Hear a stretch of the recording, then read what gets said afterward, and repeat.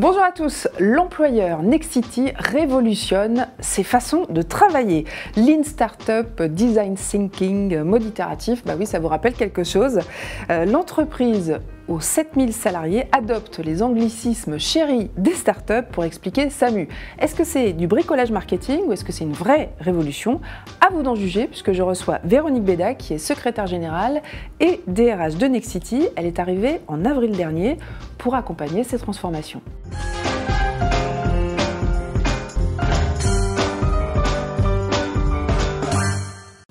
Bonjour Véronique Bédac. Bonjour Sylvia. Vous venez de lancer un tout nouveau programme, ça s'appelle La Fabrique by Nexity. C'est pas un programme immobilier, comme on pourrait croire, mais c'est plutôt un programme de formation pour apprendre aux managers à travailler autrement. Alors en quoi ça consiste concrètement ? D'abord, ça ne s'adresse pas qu'aux managers en fait, ça s'adresse à toutes les équipes de Nexity qui ont envie de prendre un rôle un peu différent dans l'entreprise. Et au fond, ça part, je crois que ce que nous tentons de faire, ça part beaucoup du client. Le client, qu'il soit collectivité locale, entreprise, particulier, au fond, il nous demande de l'immobilier, mais de l'immobilier avec des services de plus en plus intégrés, de plus en plus innovants. Ils aiment avoir les dernières technologies, les dernières inventions. Et au fond, la Fabrique by Nexity, c'est une façon de mettre toutes les équipes qui ont quelque chose à apporter au projet, dans le projet, pour servir mieux le client et donner au client ce qu'il a envie d'avoir. Concrètement, ce sont des programmes de formation, c'est du coaching? Concrètement, ce sont des programmes de formation, mais ce sont toujours des programmes de formation qui sont ancrés sur un projet. Il n'y a pas de programme de formation complètement abstrait. Donc en fait, ce sont des méthodes, des outils qui permettent de mettre toutes les compétences de Nexity autour de la table pour aboutir très vite à un résultat qui sert vraiment le client. C'est au fond ça que nous tentons de faire. De façon très pratique, ce qui se passe aujourd'hui, c'est on répond à un appel à projet, par exemple. On dégage un espace dans Nexity qui est dédié à ce projet. Oui. Alors avec des choses, des équipements informatiques très sophistiqués, simplement parce qu'on travaille avec beaucoup de partenaires et ils ne sont pas forcément avec nous. Et donc on a de grands écrans qui nous permettent de travailler avec eux en distanciel, avec tous les documents dont on a besoin. Ça peut être aussi des architectes étrangers de temps en temps. Hein. Oui. On a des mobiliers qui bougent. Moi je suis très attachée à ça, c'est-à-dire que moi je souhaite des mobiliers très légers pour que la façon dont on travaille puisse finalement se dessiner en fonction de la réunion qu'on a. On a des réunions plénières où tout le monde est là, et donc on a de grandes tables, et puis après il y a des petites réunions, les gens se déplacent avec leurs tables et leurs chaises.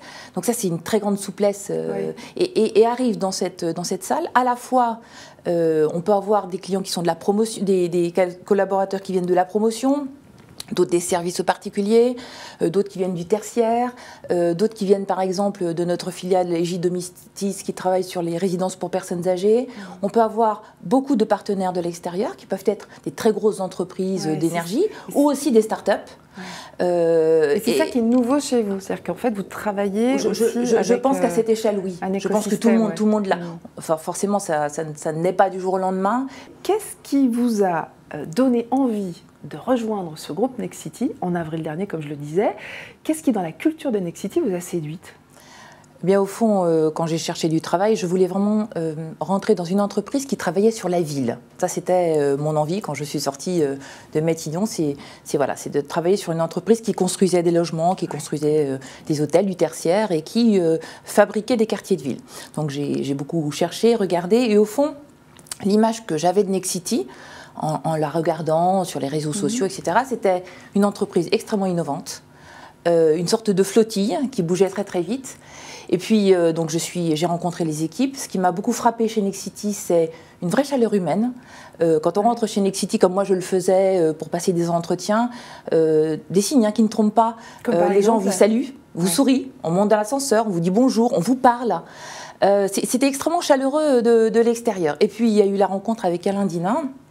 Et Alain m'avait dit, au fond, à Nexity, Véronique, vous rentrez sur un poste. Et puis après, votre poste évolue en fonction de ce que vous pouvez donner à l'entreprise. Donc une très très grande souplesse que je pressentais comme quelque chose d'une très grande flexibilité de l'entreprise et d'une très grande souplesse. Et c'est ça qui m'a au fond profondément attirée chez Nexity et c'est ce que j'y ai trouvé au fond. Vous le disiez, Nexity a pour ambition de devenir la plateforme des services immobiliers. C'est comme ça que vous l'énoncez. C'est votre stratégie en tout cas pour les années à venir. En quoi est-ce que ça peut séduire un candidat qui aurait envie de rejoindre le groupe ? Je pense que... Qu'est-ce qui est différenciant dans cette approche? Ce qui est différenciant, c'est que traditionnellement, l'histoire de Nexity, c'est un groupe de promotion immobilière. Mais comme je vous le disais tout à l'heure, au fond, les clients attendent non seulement le bâtiment, qu'il soit logement, bureau ou équipement public, mais ils attendent aussi les services qui vont dedans. Et je pense que notre intuition, évidemment, c'est ce qui fera la différence.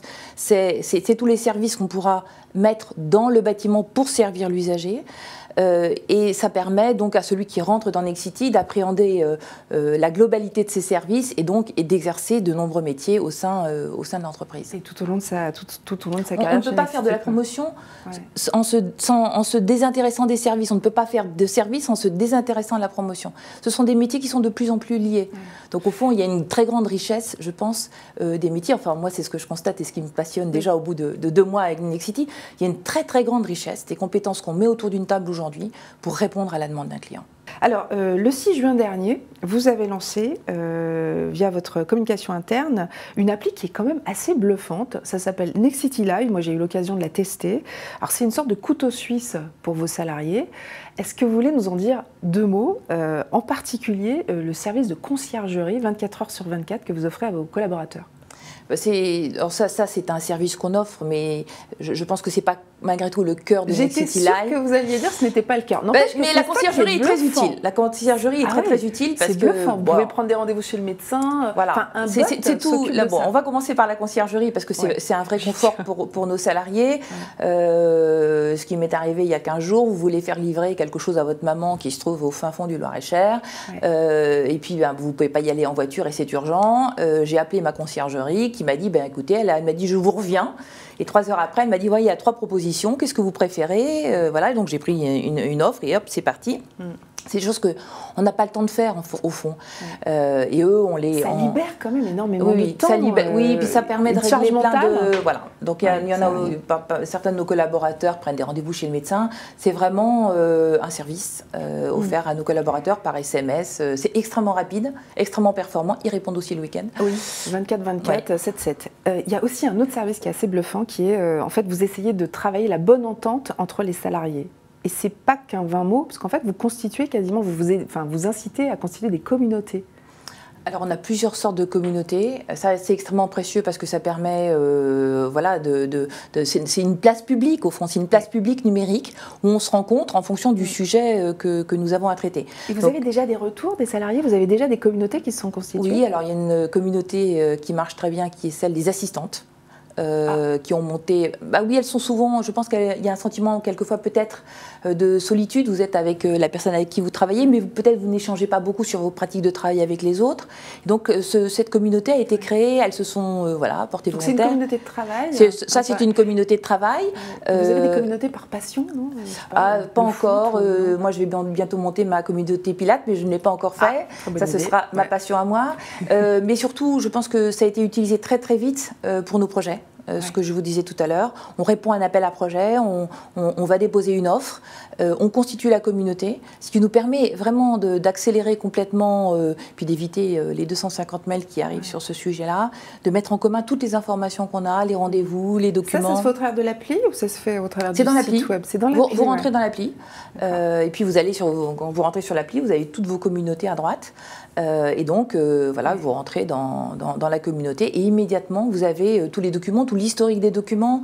Vous pouvez travailler à plusieurs sur un document si vous le souhaitez, puisque quand on fait une offre, à la fin, on remet bien un document. Donc, on met un document en wiki qui va être travaillé par tout le monde. En fait, vous accélérez la possibilité de travailler ensemble, la possibilité de travailler plus vite. Oui, le sens de la communauté, au fond. Ce que font pas tous les employeurs et ce qui présente en fait un avantage employeur.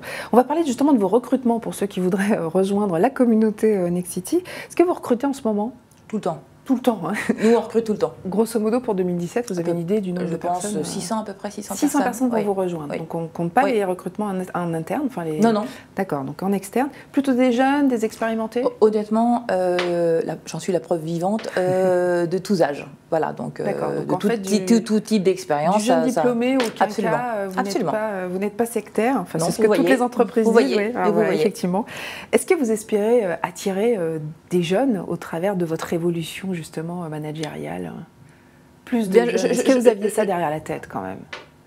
Je pense vraiment que ce qu'on a fait et ce qu'on a mis en œuvre, c'était vraiment pour servir le client. Voilà, ouais. C'est le client. C'est une stratégie d'entreprise. C'est une stratégie d'entreprise. Ouais. On répond à la demande du client. Ouais. Mais il est vrai qu'en répondant à la demande du client, on entre dans des modes de fonctionnement dans lesquels probablement une partie des plus jeunes se sent peut-être plus à l'aise. Oui. Et encore, il faut voir, je pense qu'il faut se méfier de l'idée qu'en dessous de 30 ans, ils sont tous à l'aise avec le digital, tous envie de vivre en open space. Ça n'est pas si vrai. Vous faites une lecture oui, un peu critique de ce qui se fait aujourd'hui, de ce qui se dit aujourd'hui. Il faut raison garder malgré tout. Il y a des personnes qui ont une cinquantaine d'années, qui ont une capacité, enfin je le vois à Nexity, d'énergie, de créativité. Donc voilà. Donc, ce qu'on peut imaginer, c'est que peut-être elles sont plus à l'aise avec effectivement le digital, puisqu'elles sont nées avec, au fond.